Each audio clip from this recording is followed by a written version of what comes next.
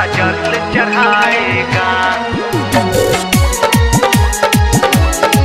छोरा जल चढ़ाएगा।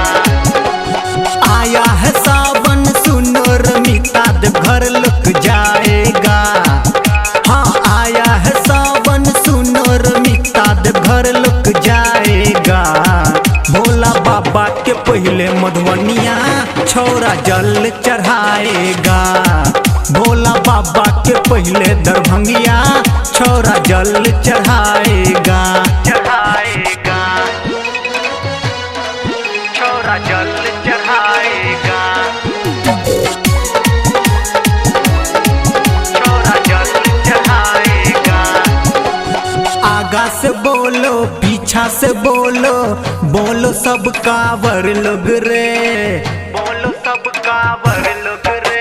हाँ आगा से बोलो पीछा से बोलो, बोलो सब कांवर लोग रे। जाके दुआरिया बन के कंवरिया बोलो ना सब बोल बम रे। गाजा का चीलम पहले आज कान लगाएगा। हाँ डीजे पर गाना आज भोले का कौन बजाएगा। सीतामढ़ी के छोरा सबसे पहले जल चढ़ाएगा। भोला बाबा के पहले दरभंगिया छोरा जल चढ़ाएगा। चढ़ाएगा, छोरा जल चढ़ाएगा, छोरा जल चढ़ाएगा। आगा से हटो मुझे न रोको, रोको ना कांवर लोग रे। रोको ना कांवर लोग रे। हाँ आगा से हटो मुझे न रोको, रोको ना कांवर लोग रे। जाके दुआरिया बाबा नगरिया ले लो सब चीलम लोग रे। गायक मनीषबा पहले कांवर ले जाएगा।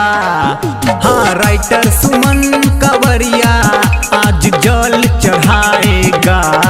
मधेपुरा के छोरा सबसे पहले जल चढ़ाएगा। भोला बाबा के पहले दरभंगिया छोरा जल चढ़ाएगा। आया है सावन सुनो रमिता देवघर लुक जाएगा। हाँ आया है सावन सुनो रमिता देवघर लुक जाएगा। भोला बाबा के पहले मधुबनिया छोरा जल चढ़ाएगा।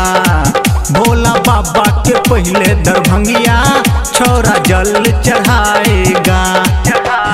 आया है सावन सुनो रमिता देवघर लुक जाएगा। हाँ आया है सावन सुनो रमिता देवघर लुक जाएगा। भोला बाबा के पहले मधुबनिया छोरा जल चढ़ाएगा। भोला बाबा के पहले दरभंगिया छोरा जल चढ़ाएगा।